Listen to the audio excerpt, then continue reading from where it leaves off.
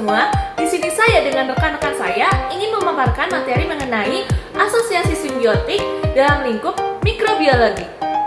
Nah teman-teman semua pasti sudah tahu dong mikroorganisme itu apa?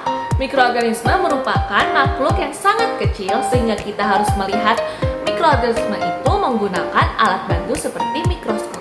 Mikroorganisme ini seperti organisme lain yang senantiasa berhubungan, baik secara faktor biotik maupun faktor abiotik. Jarang sekali kita lihat mikroorganisme itu tidak berhubungan sama sekali. Mikroorganisme ini umumnya hidup dalam bentuk asosiasi yang membentuk suatu konsorsium bagaikan suatu orkestra. Teman-teman tahu kan orkestra itu apa? Artinya mikroorganisme ini yang satu bekerja sama dengan yang lainnya. Hubungan mikroorganisme ini bisa berhubungan dengan mikroorganisme yang lainnya ataupun dengan tumbuhan, hewan, ataupun manusia. Hubungan ini membentuk suatu pola interaksi yang biasa kita kenal sebagai simbiosis. Teman-teman semua, sebelum kita memasuki asosiasi simbiotik mikroba, kita harus mengetahui terlebih dahulu asosiasi simbiotik secara umum. Asosiasi simbiotik sendiri merupakan hubungan interaksi antara makhluk hidup yang pertama dengan makhluk hidup yang lainnya. Asosiasi simbiotik terdiri dari 3 macam. Yang pertama yaitu mutualisme. Mutualisme merupakan hubungan yang saling menguntungkan. Yang kedua ada komensalisme, yaitu yang satu untung, yang satu tidak dirugikan dan tidak diuntungkan. Dan yang ketiga parasitisme, yaitu yang satu untung, yang satu rugi. Sama seperti halnya asosiasi mikroba juga memiliki 3 macam simbiosis. Yang pertama mutualisme, yang kedua komensalisme, dan yang ketiga parasitisme. Baik, pada kesempatan kali ini saya akan menjelaskan mengenai habitat mikroba. Mikroba sendiri, seperti yang kita tahu, merupakan organisme mikroskopis yang berukuran sangat kecil. Mereka memiliki habitat yang sangat beragam yang memungkinkan mereka dapat beradaptasi dan juga bertahan hidup di berbagai lingkungannya.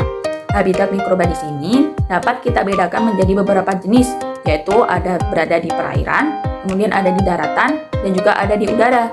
Kemudian untuk yang pertama kali ini akan kita jelaskan mengenai jenis mikroba yang ada di perairan. Di sini kita membaginya juga menjadi 2 jenis, yaitu ada perairan air laut dan juga ada di perairan air tawar.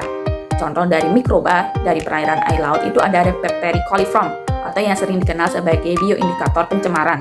Bakteri ini sering digunakan untuk menilai kualitas suatu air.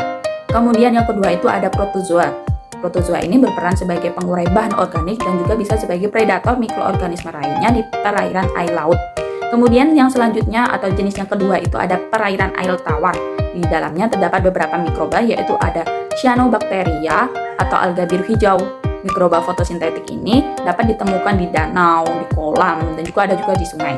Karena pertumbuhannya yang padat, seringkali ini mengubah air menjadi hijau biru atau juga hijau kecoklatan. Dan beberapa spesies dari ini juga dapat menyebabkan toksin yang sangat berbahaya bagi hewan maupun manusia. Kemudian ada saprolegnia, yang merupakan salah satu jamur air yang dapat ditemukan di perairan air tawar, dan keberadaannya ini dapat menginfeksi ikan serta organisme akuatik lainnya. Yang selanjutnya itu ada mikroorganisme yang berada di tanah atau dataran. Tanah ini merupakan habitat berbagai macam mikroorganisme dan umumnya jumlah mikroorganisme dalam tanah ini jauh lebih banyak jika dibandingkan dengan di udara maupun di air. Keanekaragaman mikroorganisme tanah ini juga merupakan salah satu penentu kesuburan tanah selain dari sifat tanah itu sendiri. Mikroorganisme ini juga dapat dikelompokkan menjadi beberapa jenis. Yang pertama itu ada bakteri yang merupakan salah satu mikroba yang paling dominan di tanah. Kemudian ada Actinomycetes, ada fungi atau jamur, dan juga ada alga dan protozoa. Untuk selanjutnya akan dijelaskan oleh rekan saya. Selanjutnya yaitu mikroba di udara. Mikroba di udara bisa terjadi di dalam ruangan maupun di luar ruangan. Mikroba di dalam ruangan biasanya itu Tuberculosis sp, Streptococcus sp, Pneumococcus sp, Staphylococcus sp. Bakteri ini biasanya tersebar di udara melalui batuk, bersin, berbicara, tertawa. Pada proses tersebut ikut keluar cairan saliva dan mukus yang mengandung mikroba. Virus dari saluran pernafasan maupun usus biasanya juga bisa ditularkan melalui debu di udara. Jenis-jenis interaksi. Ada beberapa macam jenis interaksi antara mikroorganisme dengan organisme. Yang pertama, simbiosis mutualisme. Simbiosis mutualisme ini yaitu antara dua organisme yang saling menguntungkan. Sedangkan parasitisme yaitu antara dua organisme yang satu diuntungkan, yang satu dirugikan. Yang terakhir itu ada komensalisme. Simbiosis ini yaitu terjadi antara dua organisme yang satu diuntungkan, yang satu tidak dirugikan. Di sini aku mau jelasin yang pertama yaitu mutualisme. Seperti yang kita ketahui, mutualisme itu pasti intinya kedua belah pihak atau pihak-pihak yang satu dengan yang lainnya itu saling menguntungkan. Di sini aku ada dua contoh. Yang pertama ada rhizobum dengan akar legum.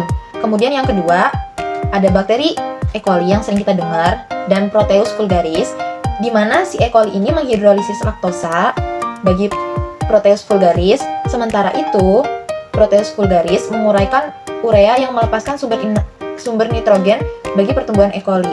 Jadi di kedua belah pihak ini antara E. coli dengan Proteus vulgaris sama-sama saling menguntungkan.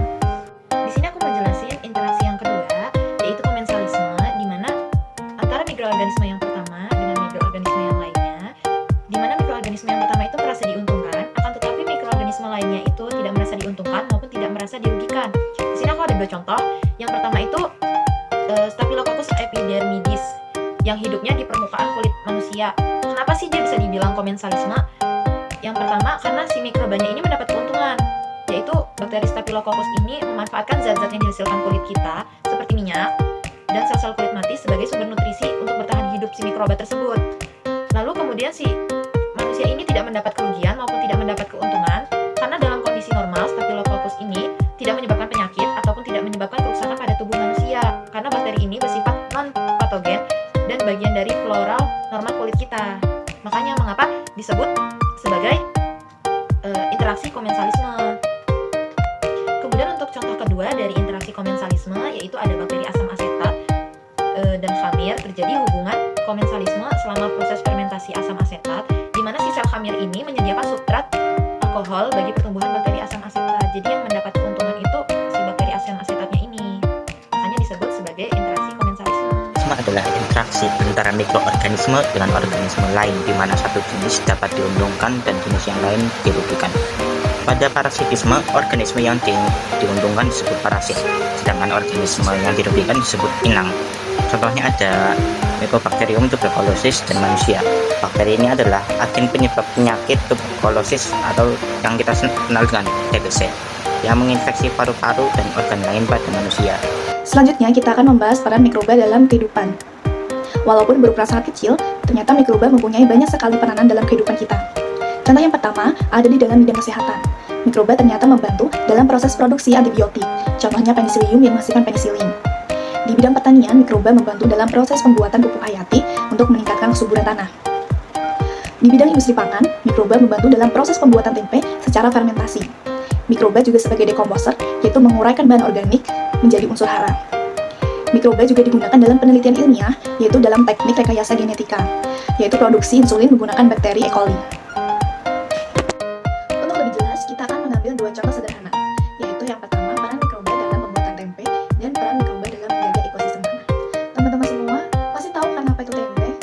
Nah, mikroba khususnya jamur Rhizopus oligosporus punya peran utama dalam proses pembuatannya loh.